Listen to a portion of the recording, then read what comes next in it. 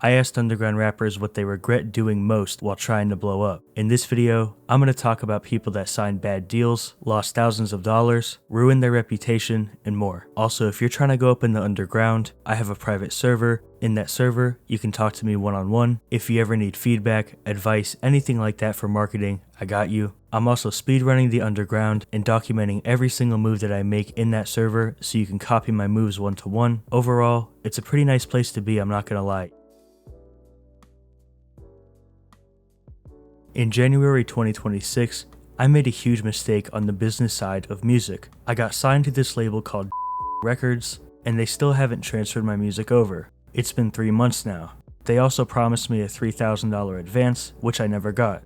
They own 100% of my publishing and 50% of my masters. Okay, so I'm going to stop this real quick, and I just want to say, if you are ever in a situation where you're about to sign, or really just anything business related in music, please make sure that you understand the contract, you understand the in and outs of everything. Because I'm not gonna lie, like, this deal that was given to him was not good in the first place. Besides the label kind of fucking him over, this deal was not good and he should not have signed it in the first place, like straight up. But also I do see the other side. Like, if you've been making music, you're trying to come up, you finally have a little bit of motion, sometimes you do things on impulse to kind of keep that high, you know what I mean? Let's get back to the story though. I realized I made a huge mistake when they didn't send me my money for the advance. This costed me literally everything. They locked my artist profile, stopping me from dropping any more music. I'm not gonna lie, bro, this story is so cooked, and this situation is definitely not one that I would want to be in. I think for the viewers though,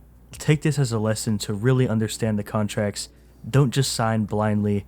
Do your research, maybe even go to an entertainment lawyer.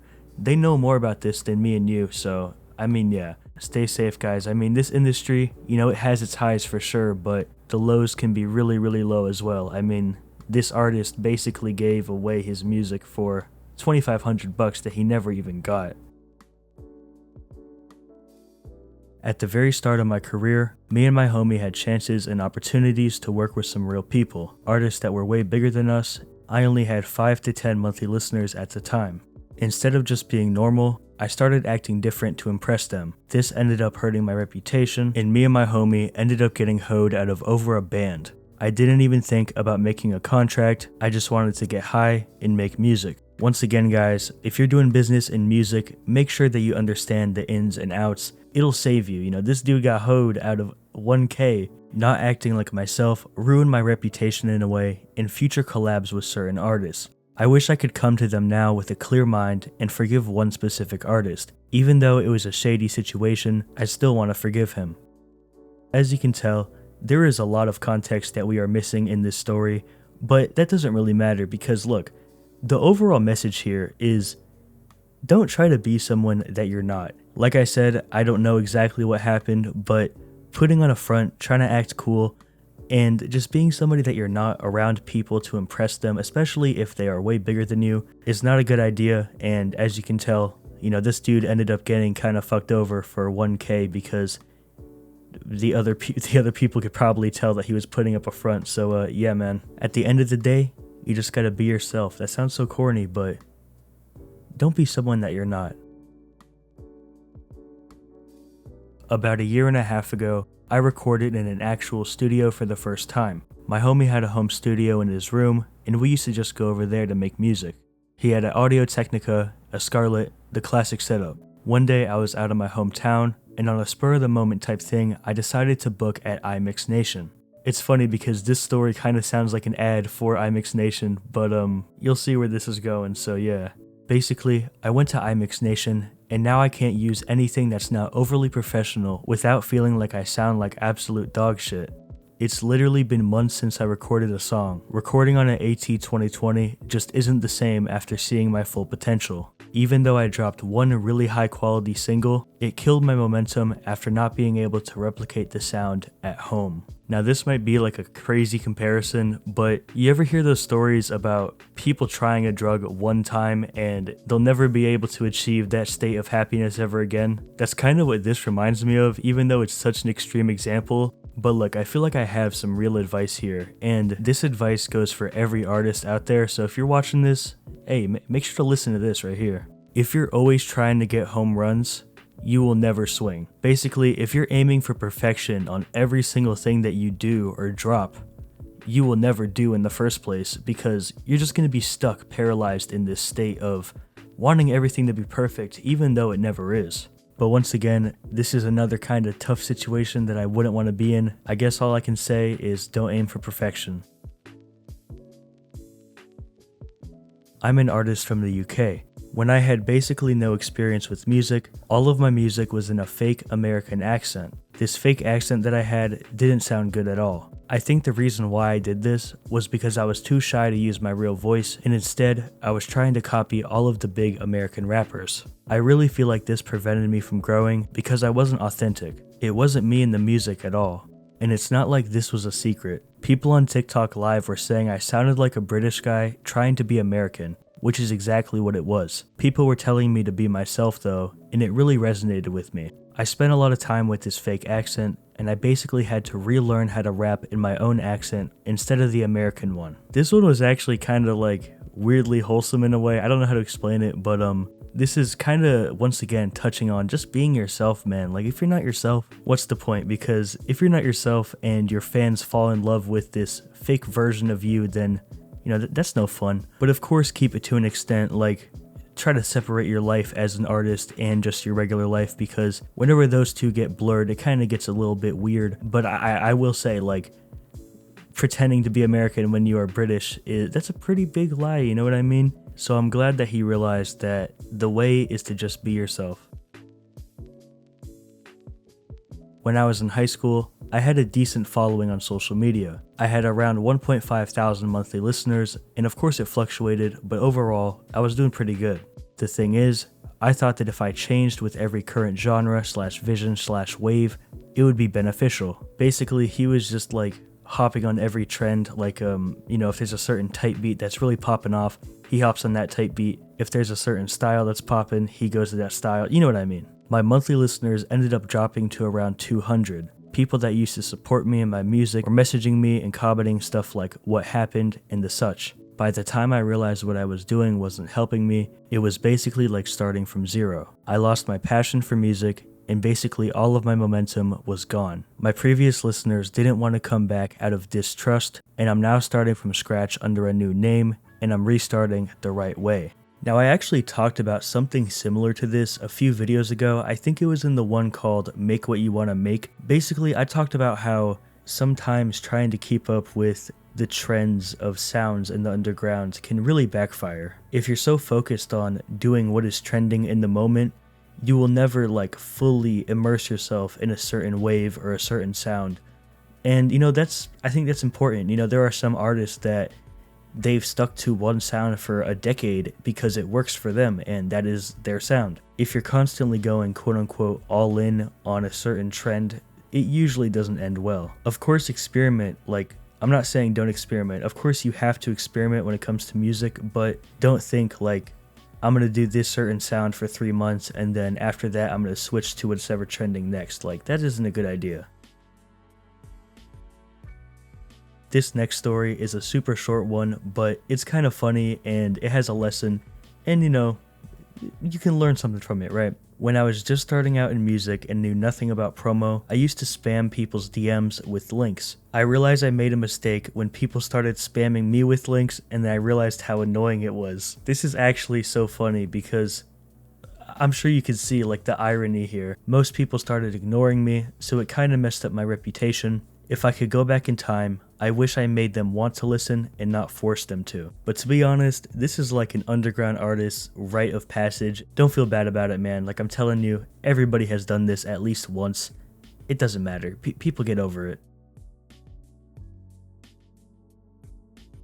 If you couldn't tell by now, you know, I have not been saying any names, I haven't been saying any ats. This video has been 100% anonymous, but I feel like if I said who this was, you guys might know who this is, possibly, maybe.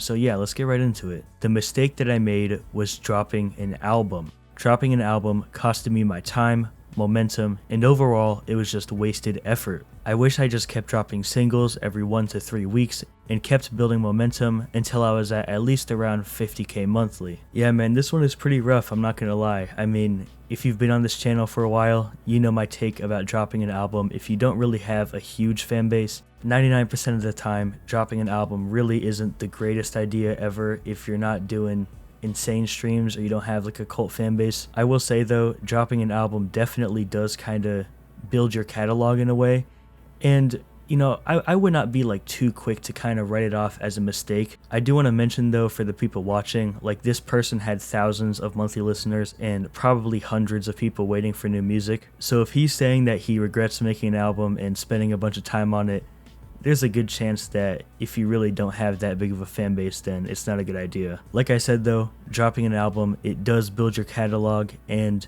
I feel like a great example here is actually Cemetery. If you don't know, Cemetery had this trilogy of albums called The Rainbow Bridge. There's 3 projects that make up the whole trilogy, and fans fucking love those albums. Even though most fans weren't there for the first 2, newer fans that might have found the 3rd album can look back at the first 2 and be like, damn, you know, there's like kind of world building here, if you will. A mistake that I realized recently I was doing was releasing music just to delete it a couple hours or days later. I realized that doing this is costing me my time, my momentum, and my reputation. It really kills your motivation trying to make something perfect when it's not even possible. I now realize that I don't have a big enough audience to be picky, and I should have just kept my music up. Damn man, we have another perfection one. I'm telling you, if you're always trying to go for home runs, you're never gonna swing. You know, and I want to say this, like I used to be stuck in this trap as well. There was a time where I would only upload maybe 1 or 2 YouTube videos a month because I wanted them to be fucking bangers. I wanted them to be like the Super Bowl banger level. That's just not possible though, bro. Don't aim for it. But like, I do get the mindset. It feels so much more intense, and if you have even just a small audience, it feels like they are just as critical as you are on yourself, but they're really not. I do believe that at least 90% of trying to make everything perfect is something in your head, and I feel like the great artists, you know, they had to get over this pretty early on in their careers. One of the mistakes I made early in my career was not honing in on my sound.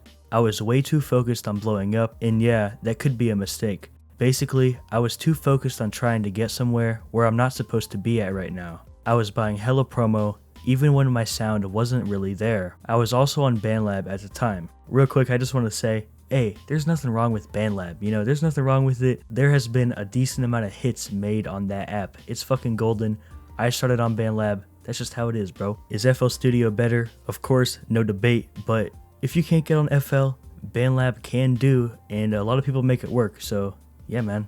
One night I got really high, and I was listening to my BandLab music, and I told myself that it was absolute shit, and that's when it all began after that day. In hindsight, I really thought on giving up, but my mind wouldn't let myself give up that easy, so instead I went dark for a few months. I started really focusing on my sound. I eventually was making songs I liked on BandLab. Eventually, I got FL Studio, and this just evolved my sound even more. I started making music that I loved. What I do differently now is just focusing on the little things.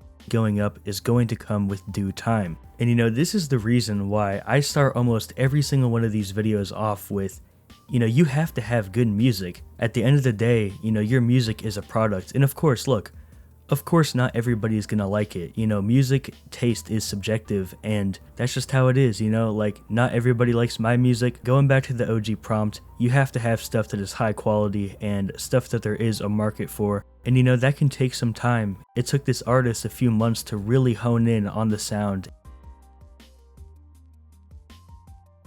When I had around 30 monthly listeners, I was doing overly shitty promo, and I didn't have a plan for music during the year. I wasn't setting goals for myself. Whenever I sat down and studied my analytics and got advice from industry people who are doing it right, I really realized that I made a mistake and I should put more time into promo, and also figure out what works.